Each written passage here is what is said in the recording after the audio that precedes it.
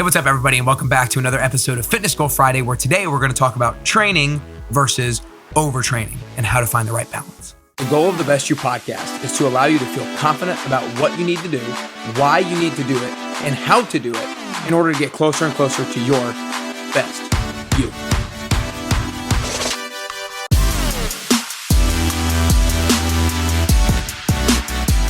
Hey, what's up, everybody, and welcome back to another episode of Fitness Goal Friday. Today, I am talking to all of you go-getters out there. I'm talking to all of you overachievers out there, all of those people out there that want to get in the gym as frequently as they can, week after week. And today, we're going to talk about training versus overtraining and how to make sure we're finding the right balance. And the reason why I'm actually thinking about this today and why I'm bringing it up today is because I remember a past client who was asking me a lot about this, and I was talking about it with somebody at the gym today as well about how they said they haven't had a day off in months, and they were wondering if they were going to take any days off during the holiday season. And they were asking me if I was going to take any days off during the holiday season and what I thought about that. And so I thought it was really important to discuss it on the podcast today. So the first thing that I want to say in regards to training versus overtraining is what is, quote, overtraining is based off of what you've been doing in the past. And so if your body is used to working out one time a week, but then you jump to 6 times a week for the next few weeks, and your body has no experience doing that, then you might be overtraining. And actually, before I even go further into that, I want to just really quickly touch on a story that I think is really relevant to this. And it was back when I had, I don't know why I'm blanking on his name. Jim Davidson on my podcast, who has climbed Mount Everest. And he talks about what you have to do when you climb Mount Everest. So if any of you guys are familiar with it whatsoever, all the climbers go to what's called base camp, which is already pretty high elevation, but they go to base camp. And then they go to camp, they climb up to camp 1 and then they come down. And then a couple of days later, they go to camp 2 and they come back down. And then a few days later, they go to camp 3 and then climb down. And only after they do all of that can they actually make the final push to the summit of Everest. And why is that? That's because their body does not have enough red blood cells when they first get to base camp to be able to make it physically possible to go to Mount Everest. They first have to go to those different levels of elevation to slowly build more red blood cells within them so that their body has the ability to transport blood and oxygen to the working muscles of the body and to the heart as well. Because if you just tried to go from base camp all the way to summit, you would literally die. Like, your body would not be able to do it because it hasn't had to do anything like that or near that in the past. Now, if you go from not working out or to working out 1 time a week to 6 times a week, you're not going to die, obviously. Well, probably not. Hopefully not. You might say that you, quote, died, but you're not actually die. But that's the whole thought. It's like you have to build up yourself. You have to build up your muscle. You have to build up your endurance before you go balls to the wall.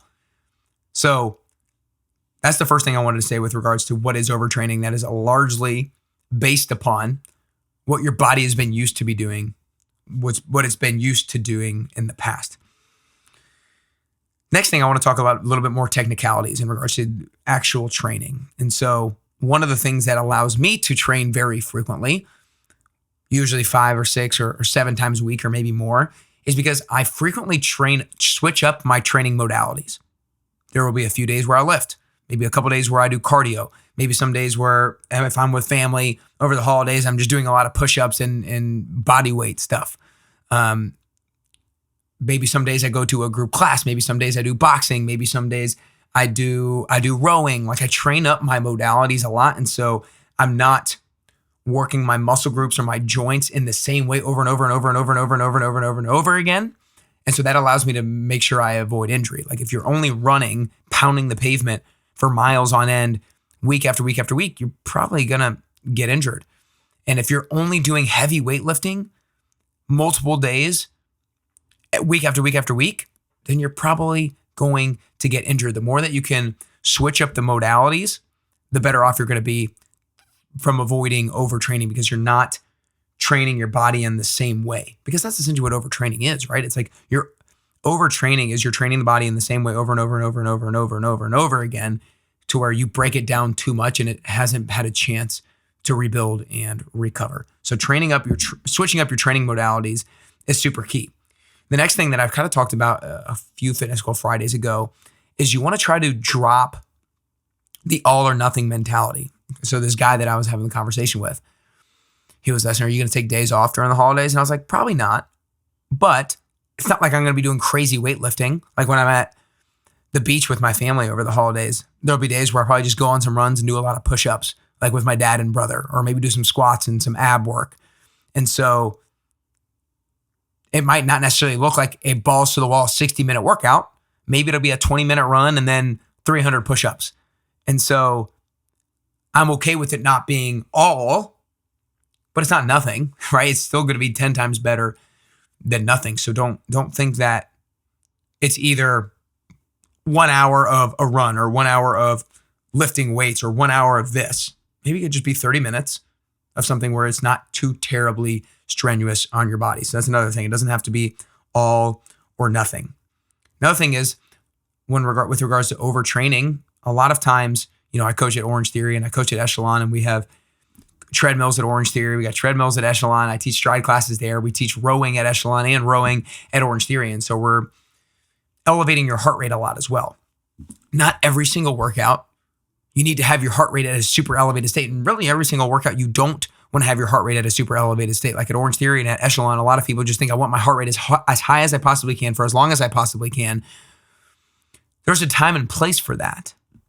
But there's a lot to be said and a lot of benefits for spending time in the aerobic zone as well, and the traditionally phrased as the fat burning zone, just because you're using fats at a little bit higher percentage for your energy source rather than carbohydrates. But point being is you can overtrain by having your heart rate elevated at a super high level for your entire workout, for multiple workouts at a time, for week after week, for month after month. And you can do that as well. So vary up where your heart rate sits throughout your workout to help avoid overtraining.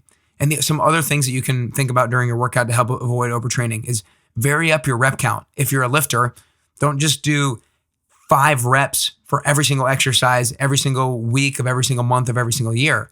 Some go a span of 4 weeks, 5 weeks, 6 weeks of doing super heavy weights at 5 to 8 reps or at 2 to 5 reps. And then switch it up, go 8 to 12, and then switch it up, go 12 to 20.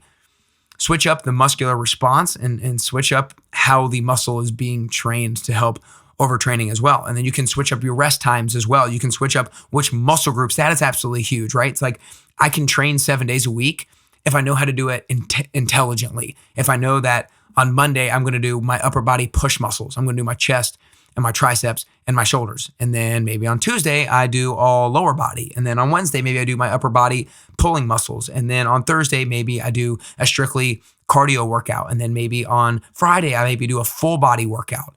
And then maybe on Saturday, I'm okay to go back to upper body push again.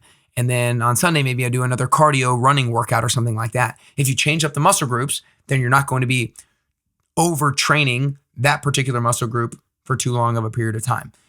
And then the last thing that I was thinking about during my actual workout today that helps me avoid overtraining is you want to make sure that within your workouts that you are not just always going balls to the wall with weights or cardio, but you're adding in some injury prevention and some mobility stuff. So if you're asking yourself, should I go to the gym today? It's been 10 days in a row.